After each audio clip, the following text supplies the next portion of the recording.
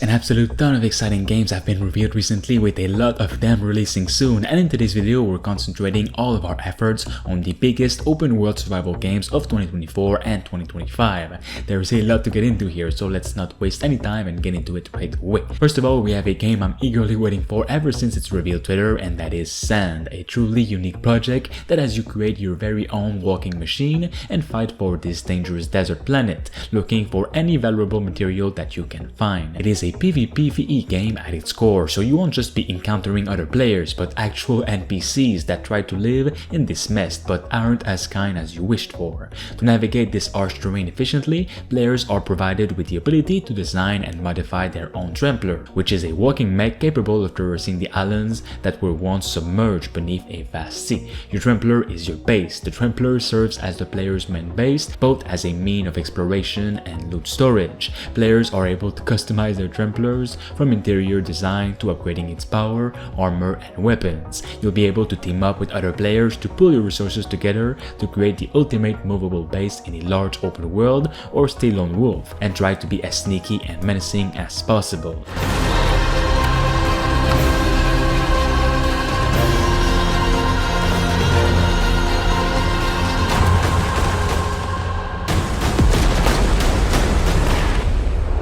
Ну що, хлопці, запрягайте. Бачу, вже насувається буря. Next up, we have State of Decay 3, a AAA open world survival zombie game where community is the most important thing of all to survive.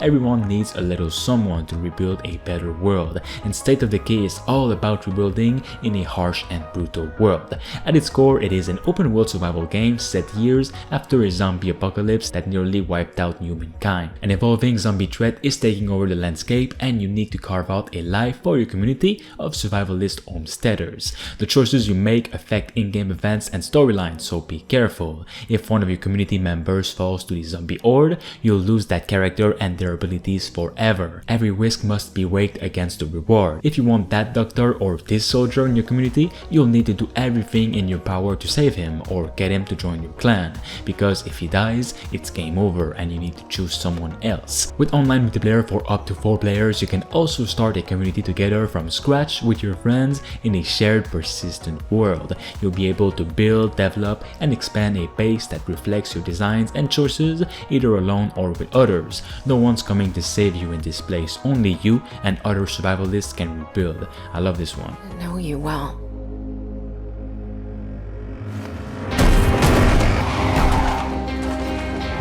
But we'll keep your memory alive.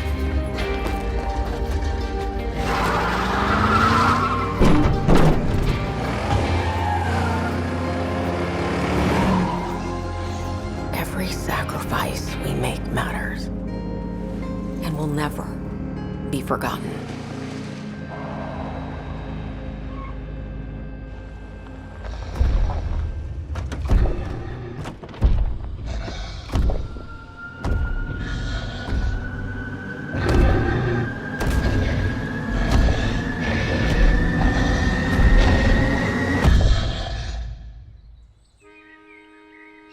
No one is forgotten. We live on.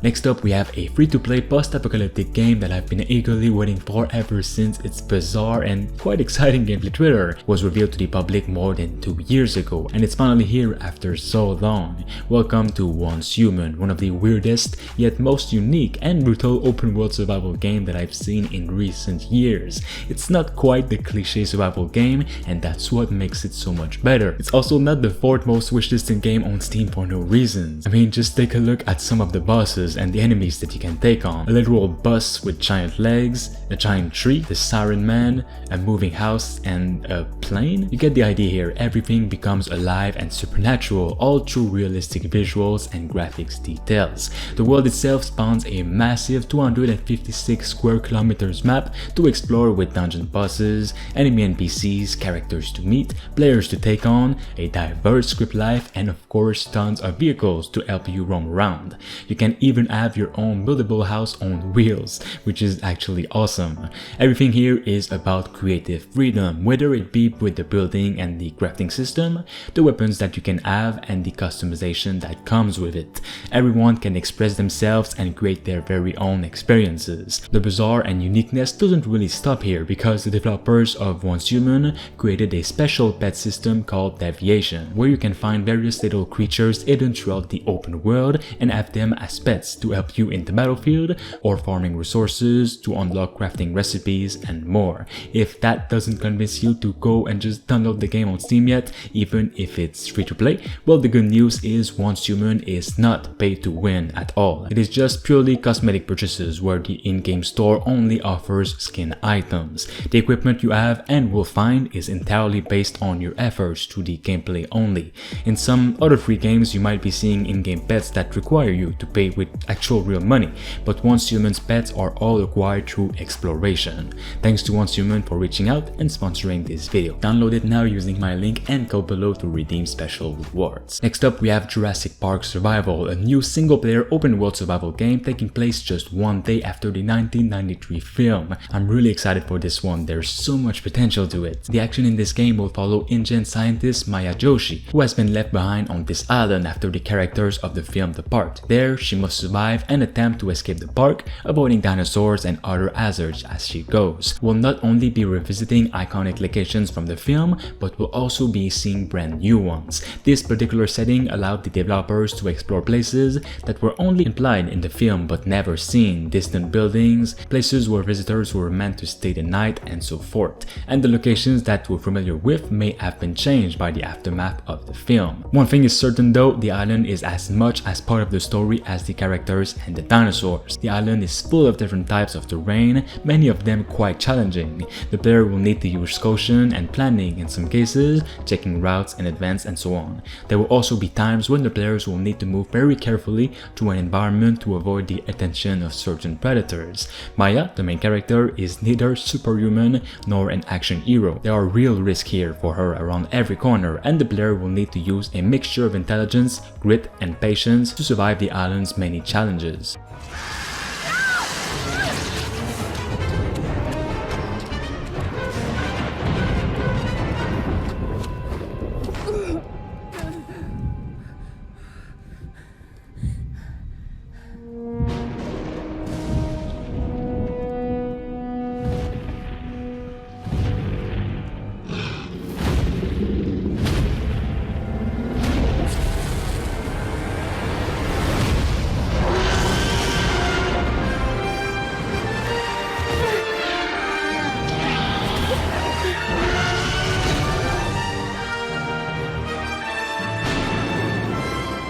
Next up, take a look at Nakwon Last Paradise, a brand new open world zombie survival game that looks like the real The Day Before, and that's already been played by thousands of players already through the different playtests that it had. It's taking place in Seoul, the city of scarce guns and plentiful hiding spots within its clustered buildings and alleys. You'll survive as an ordinary human, relying solely on your senses, and keep yourself safe from zombies and other players. Make it out alive.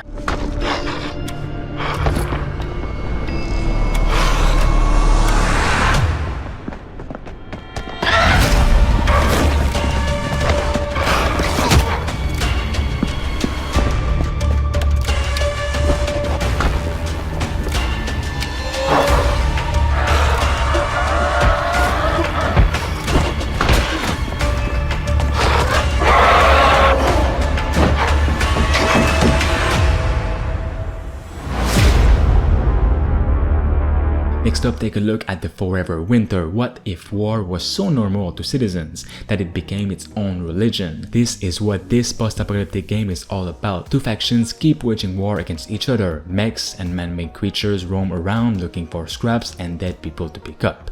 And you're just a survivor. You're not a soldier in this war, just a tiny little survivor looking to make it out alive. Within this combat ecosystem, you assume the role of looter and survivor. Trapped between two warring military factions of the future, each with their own objectives. Outgunned, undersupplied, and constantly under attack, you must rely on cooperation and cunning to survive even minor enemy contact. Situational awareness is key in this world. Stop, look, and listen. Trigger discipline will save your life. A target missed is a bullet wasted, and not every battle is one worth fighting. Only kill what you can loot and get away with. Every time you open fire, you are ringing the dinner bell. Make it worth it.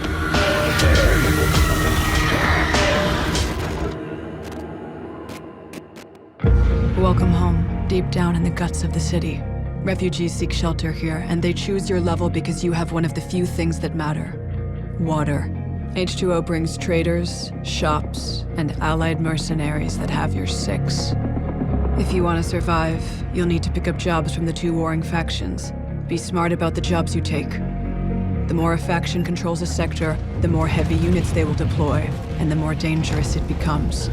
The more jobs you do, the more jobs you'll get, and the longer you'll keep everyone alive.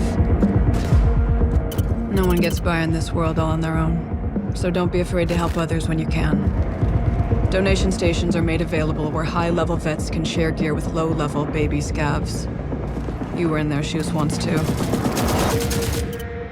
Here you can customize your rig, an innovative modular platform that grants you advanced abilities. Pneumatic jump allows you to quickly traverse rough terrain and reach hard-to-get drops. Turrets allow you to shred, at least for a short time. And scanners allow you to scout ahead to plan your route. You want guns? You've got them.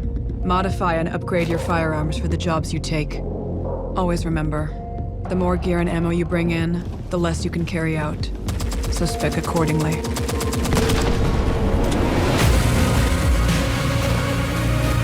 Once you're kitted up, it's time to enter the macro city of Lost Angels. Megastructures meant to house millions lie vacant, while automated underground factories churn out war machines by the minute. As the war rages and destroys the world by day, AI-driven machines nicknamed the Night Shift rebuild by night. Recovery units stalk the streets, dragging the wounded and the dead to be harvested for their organs. Learn your surroundings, avoid patrols, and maybe you can make it out alive. Next up, we have Light No Fire, the brand new extremely ambitious open world survival game from the creators of No Man's Sky. Only that this project is more medieval fantasy and it's taking place on an entire planet. The world itself is the size of a real-life planet, so you have plenty of things to discover and dangerous adventures waiting.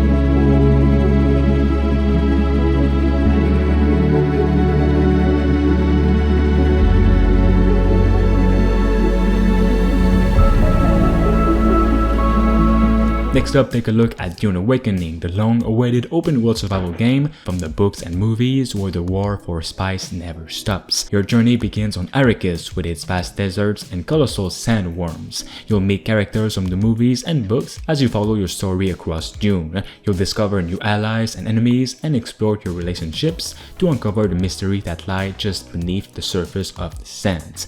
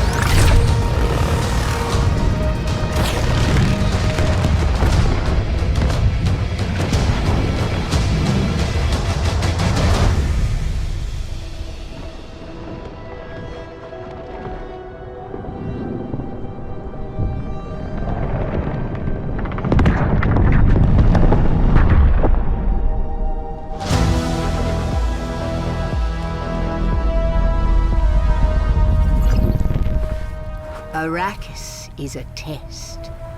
Few survive it. But the humans that do awaken. Next up, we have Terminator Survivors. Not much is known about this game, but I know that it can be really special. Down by the Terminator. We really wanted to recreate this feeling of constant chase. Most of the time, you'll run until you're ready to face them. We also felt the Terminator timeline, the post-apocalyptic period, and especially the events after Judgment Day, are a perfect fit in terms of environment to set a survival game. Finally, even if already seen a couple times in the films, this period has only been partially explored. So being able to flesh this period out and showcase the life of survivors during this time, there's no greater honor as fans. The story of the game, like the story of the movies, takes place in the USA. From an artistic and narrative point of view, the world building was extremely curated. Our goal was to be as realistic and coherent as possible in describing a world that carries the signs of the conflict narrated in James Cameron's saga. Every character, every location has something to tell, and this happens on multiple levels, considering the periods before the war, during the war, and after the war. The main inspiration definitely comes from James Cameron's movies, that we dissected in each and every part in order to fully capture their atmosphere. In particular, from the first movie we extracted the tense and suspenseful atmosphere, the sensation of being hunted down, and facing an absolutely invincible enemy. Then we've done extensive studies on its color palette, its photography, and direction. From the second movie, we mostly focused on its dynamic aspects, its action scenes and its pacing, also paying attention to the choice and variety of locations. Clearly, other sources of inspiration come from the magical decade between the 80s and 90s, where the field of sci-fi and action movies offered masterpieces, from which we recall a bit of the vibe and atmosphere in our game. There will be various human factions that you'll need to interact with, each of them with their own vision of the world, individual objectives, and also different beliefs about Skynet and what's happening behind the scenes. Combat is realistic and hardcore, which means that if your approach isn't calculated and tactical, you can die very easily. Finally, we have The Alters, a unique single-player survival narrative experience that I absolutely cannot wait for. What if you could change the decisions you regret in your life and see the outcomes of those choices with your very own eyes? The Alters tells the story of Jan Dolsky, a simple miner who survived a crash landing on a hostile planet. He quickly realizes that what was supposed to be a lifetime job opportunity turns into a desperate fight for his life. Jan will need to handle a large mobile base that's designed to be operated by an entire team of qualified personnel. Even worse, the planet Jan landed on revolves around a deadly, scorching star. Escaping the sunrise is crucial for survival. Despite his best efforts, Jan simply lacks the time and skills to deal with all these problems on his own. But the planet Jan is stranded on is home to a mysterious substance called Rapidium. With its use and the help of the quantum computer on board, Jan is able to create alternative versions of himself. The Alters.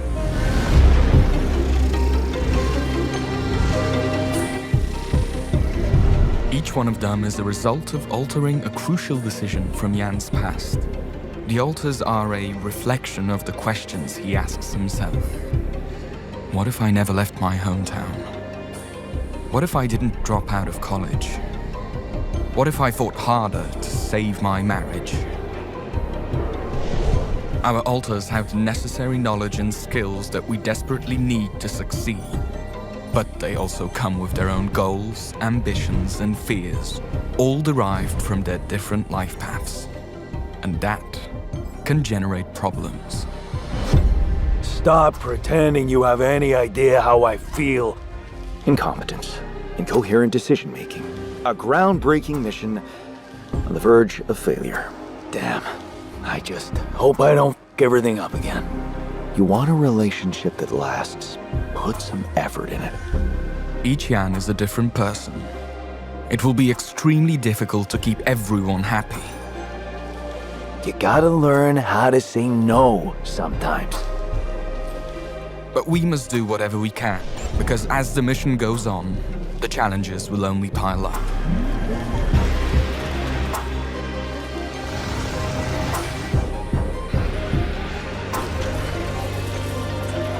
Obstacles on the outside, internal tensions that could prove to be even more dangerous. And with a ticking clock of the deathly sun behind our backs, the only way home is to press forward. Alright guys, that is all for today's video on open world survival games. Make sure you guys check out Once You Moon on Steam, and I want again to thank the team for sponsoring this video. See you all soon.